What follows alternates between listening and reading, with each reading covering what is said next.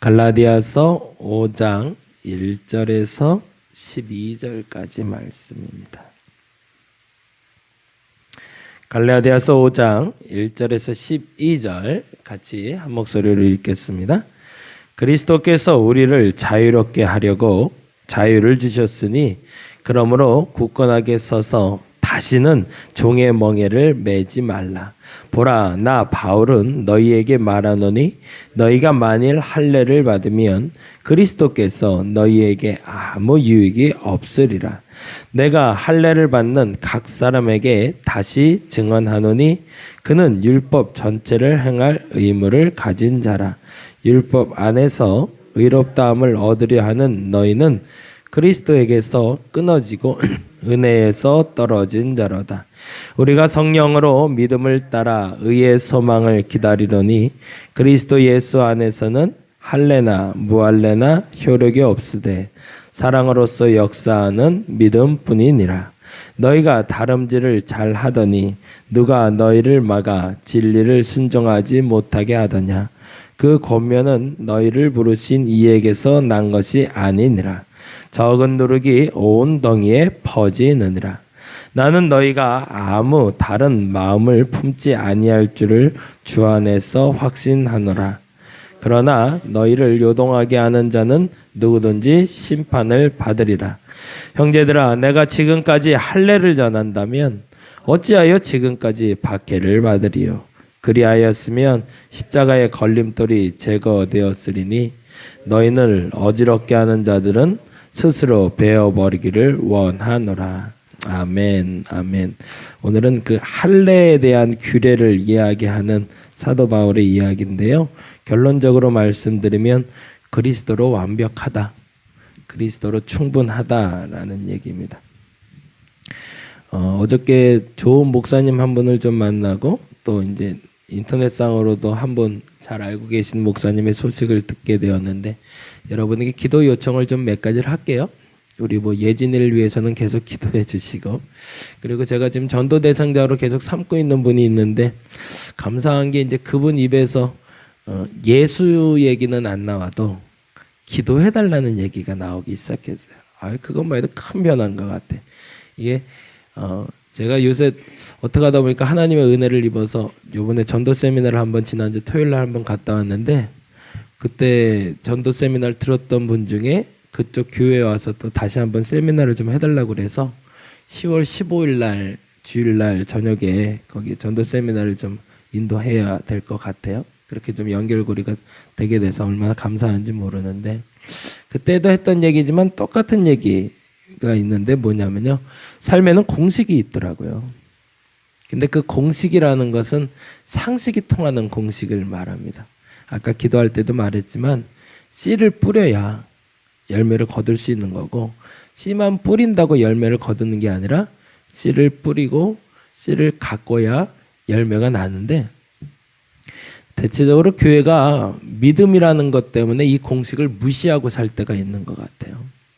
씨를 뿌려야 열매가 나는 겁니다.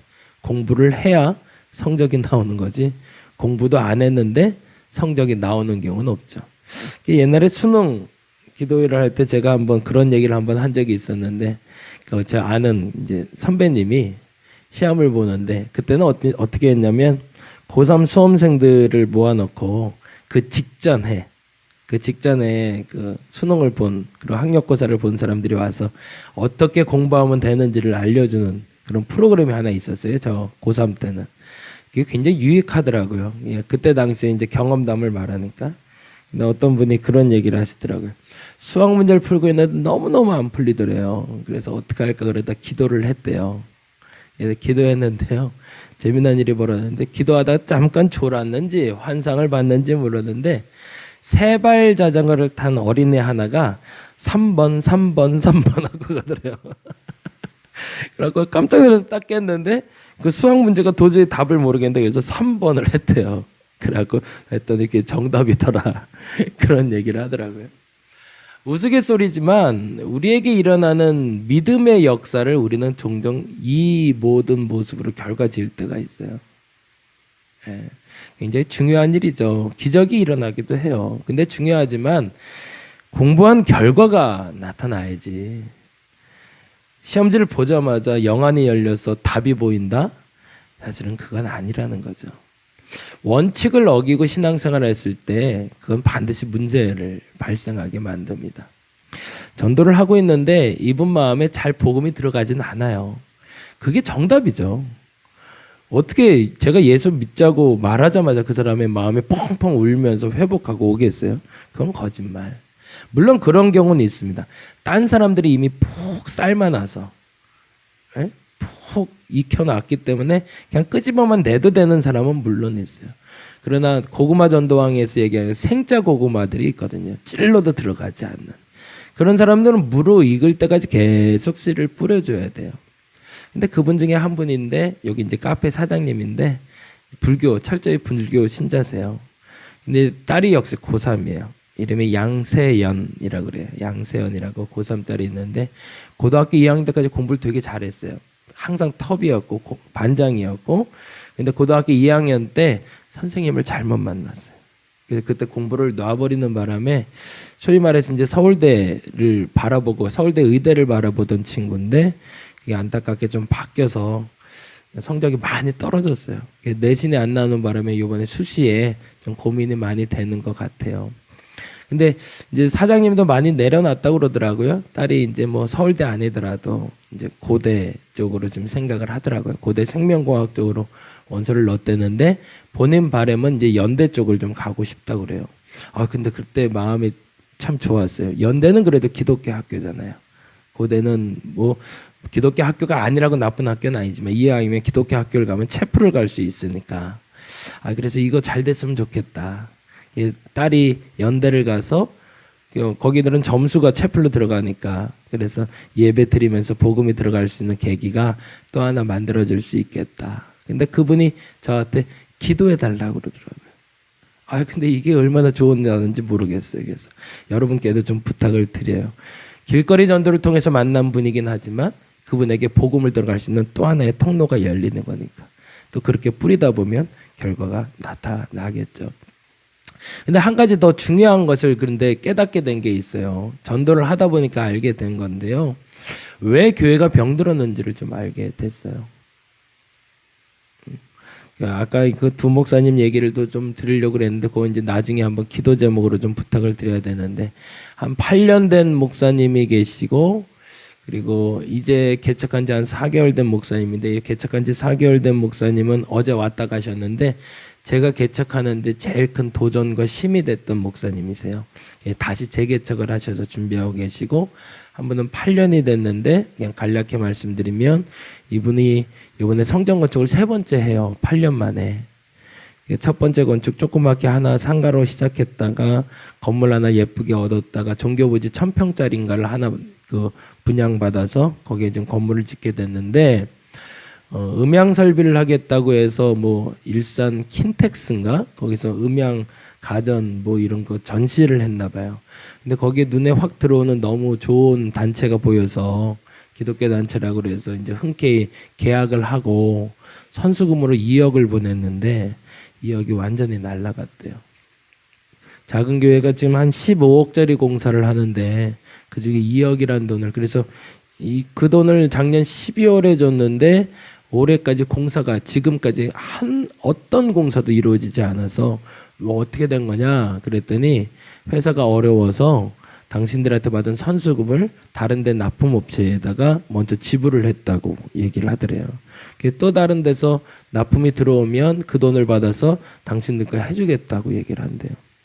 지금 형사고소가 지금 들어간 상태인데 제가 봐도 그렇고 같이 나누는 사람들 이야기도 돈을 받기는 힘들 것 같아요.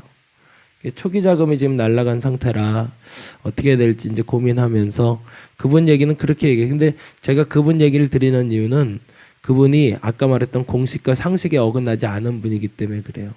그런데도 그런 일이 당하더라고요. 그러면서 본인 얘기가 본인은 이미 2억이란 돈이 지금 공중분해됐지만 앞으로 이런 일을 겪는 사람들한테는 이러이러한 일이 없었으면 좋겠다는 어떤 그 뭐라고 그럴까 기반이 되는 이야기들을 좀 남겨주셨습니다. 어느 교회라고 내포 사랑의 교회라는 교회인데요. 내포 사랑의 교회를 놓고 여러분 좀 기도해 주시고, 올해 사실은 착공이 2월 달에 착공에 들어갔다가 지금 원래 완공하기로 했었는데 이도저도 되지 않은 상황이 돼버리고 말았어요. 여러분 생각나실 때마다 좀 기도해 주시고요. 그 기도의 응답이 될 수 있도록 여러분 함께 해 주시기 바랍니다.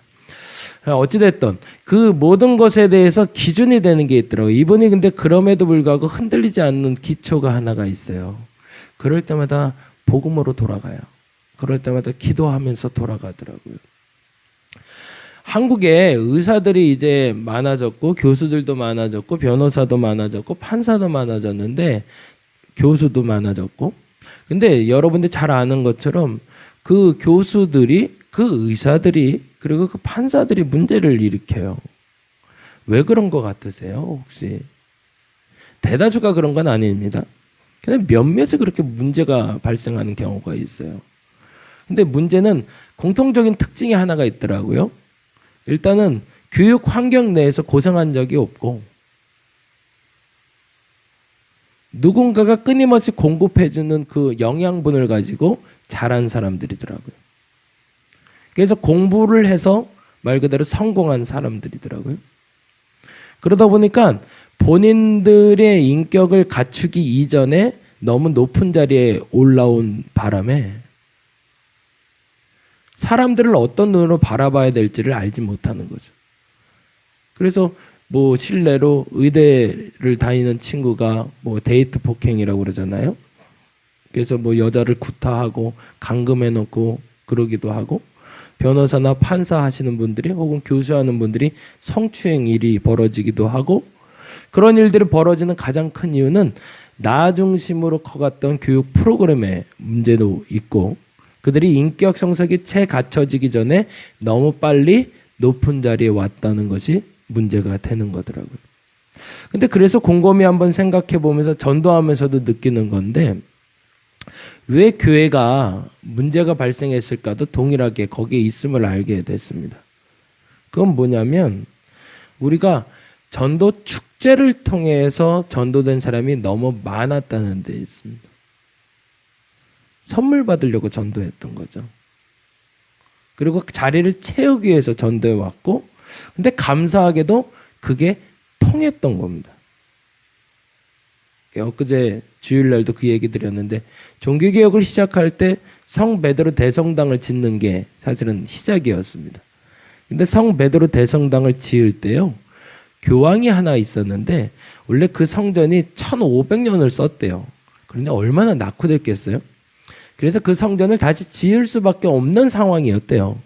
그래서 불갑을 보수하다가 안 돼서 헐고 다시 짓겠다고 했는데, 짓겠다고 선포하고 얼마 뒤에 그 교황이 돌아가셨대요. 선종했다고 그러더라고요. 그 사람들이 알게 된 게 하나 있었대요. 저 성전은 지으면 안 되는구나.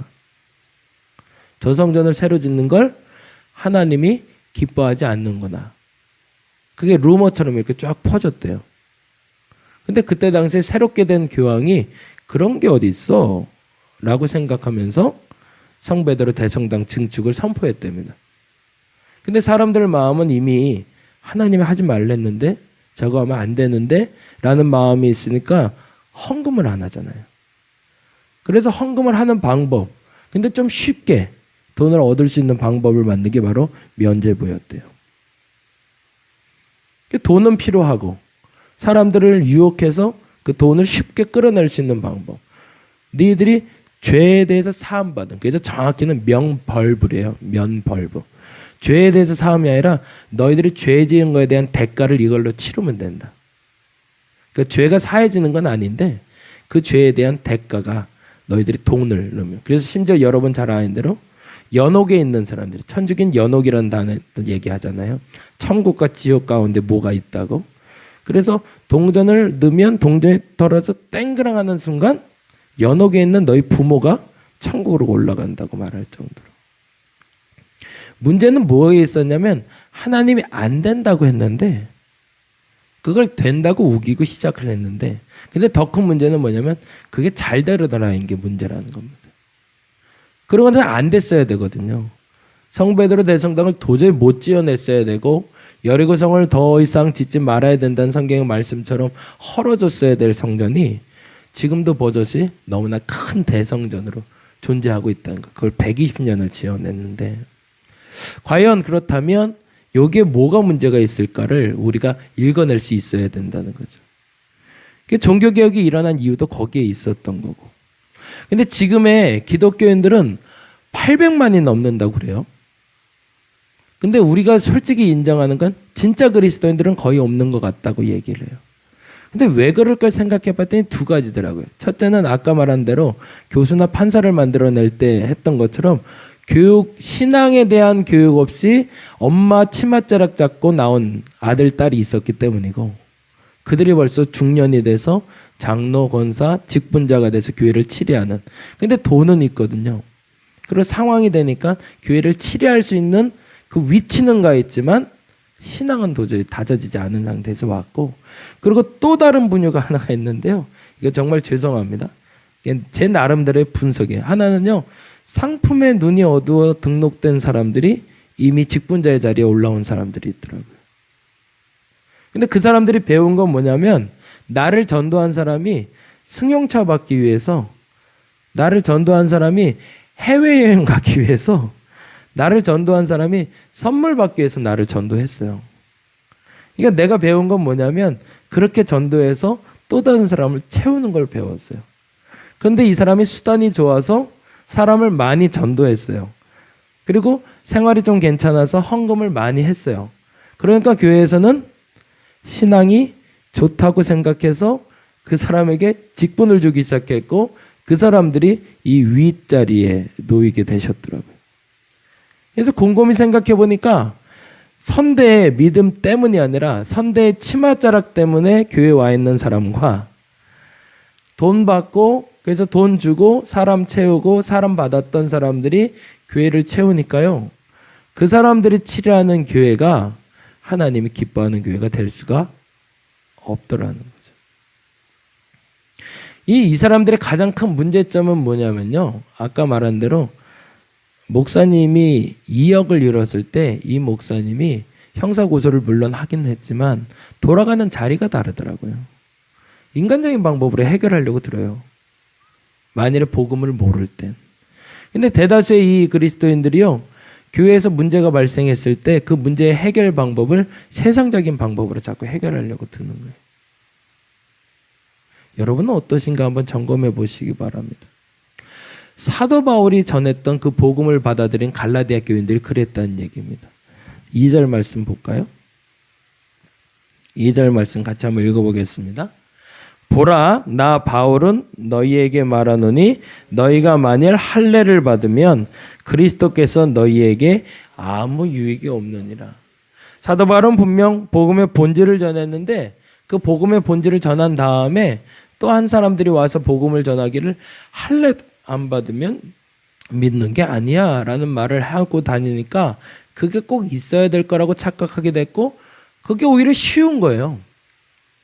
왜냐하면 할례는 그냥 증표가 남으니까, 한번 잘라내버리면 그 흔적이 남으니까 누구 앞에서도 나 할례 받았어 그러면 예수 믿는 것처럼 보일 수 있는 거예요.